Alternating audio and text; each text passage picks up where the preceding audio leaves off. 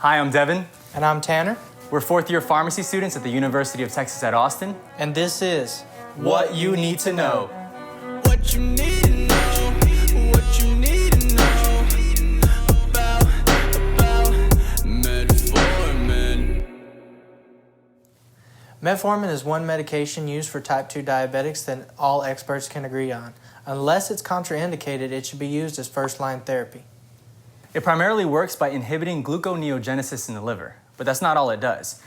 It also decreases intestinal absorption of glucose and improves insulin sensitivity. Once metformin acts on these targets, 90% of the drug is then excreted in the urine unchanged.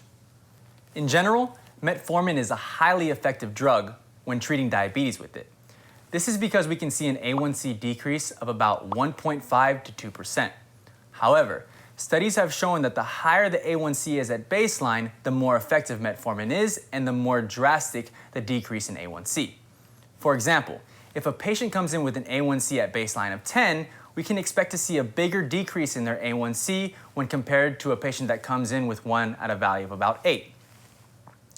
Diet and lifestyle change are also key players in lowering A1C in conjunction with metformin. For example, if a newly diagnosed patient has an A1C of 9.5, we can explain to the patient that metformin may decrease their A1C down to about 7.5 or so. That being said, if the patient wants to avoid adding another drug, they can aid metformin with diet and lifestyle changes to try and achieve a target A1C of below 7. This information is useful in helping the patient understand the importance of diet and lifestyle modification. Patients with a decreased renal function are at higher risk for lactic acidosis, so metformin is actually contraindicated in patients with a GFR of less than 30. That is why it is not normally used in hospitals, because many patients who are admitted have conditions that place them at risk for decreased perfusion, such as shock, heart failure exacerbations, COPD, and hepatic impairment. Another point of emphasis that I would like to make is that it should be used with extreme caution in patients with severe liver disease, especially alcoholic liver disease, as this can increase the chances of developing lactic acidosis as well. Most references will tell you that the maximum dose of metformin is about 2,500 milligrams a day. That being said, the target dose and the maximum effective dose of metformin is 2 grams a day. It comes in various dosage forms such as immediate release and extended release, and also different doses. Those various doses include 500 milligrams extended release and 1,000 milligrams extended release. Right now, most insurances cover the 500 milligrams extended release, so please be aware and keep that in mind for your patients. As of right now, not all insurances are covering the 1,000 milligram extended release, so again, please keep that in mind when you're prescribing this medicine to your patients. An important thing to remember is that the extended release formulation of metformin lasts 24 hours. So all extended release forms can be dosed once a day. So if you prescribe 500 milligrams of the extended release form of metformin, the patient can take 4 tablets once a day, all at the same time. The one complaint we hear from patients is that these tablets are like horse pills. So some patients prefer to take 2 tablets 2 times a day. This isn't really necessary, but if this is what the patient prefers, it is appropriate.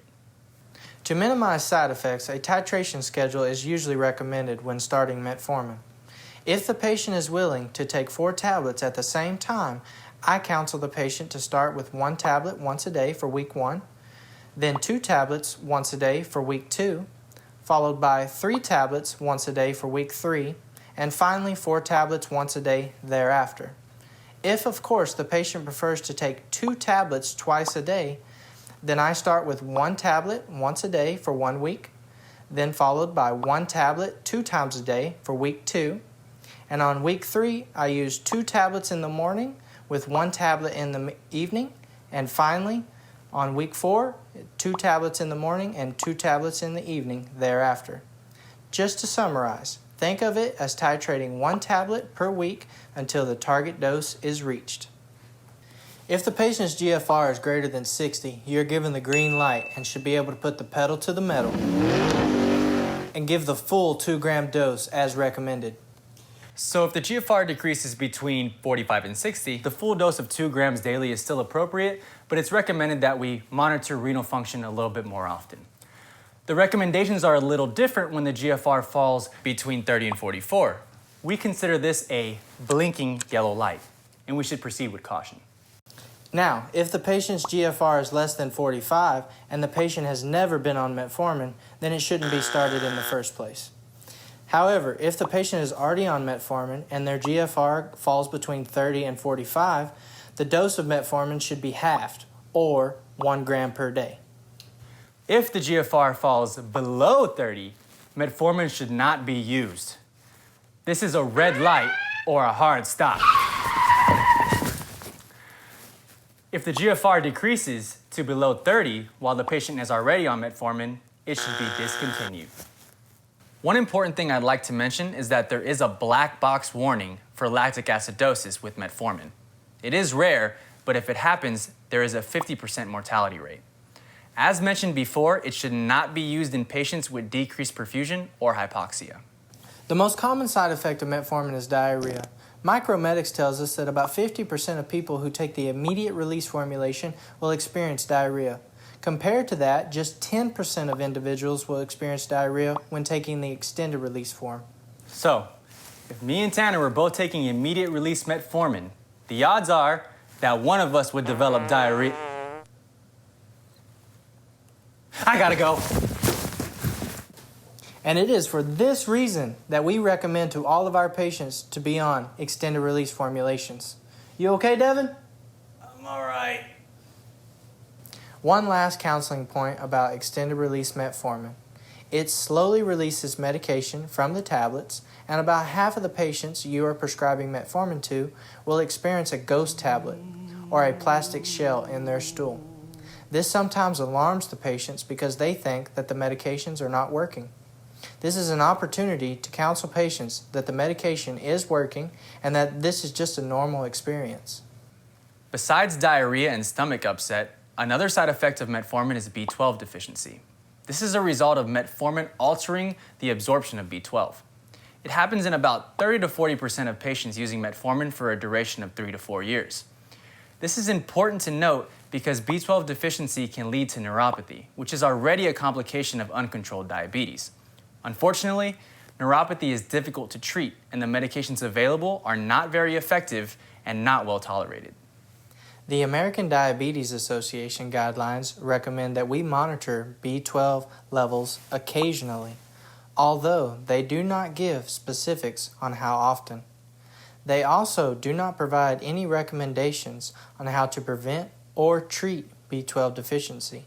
Should we be proactive and start B12 supplements when we start metformin, or should we just monitor levels and treat when levels get low? The decision to treat proactively or reactively is up to your professional clinical judgment. Because neuropathy is so painful and difficult to manage, we prefer to treat proactively and try to prevent B12 deficiency by supplementing B12 as soon as we start metformin.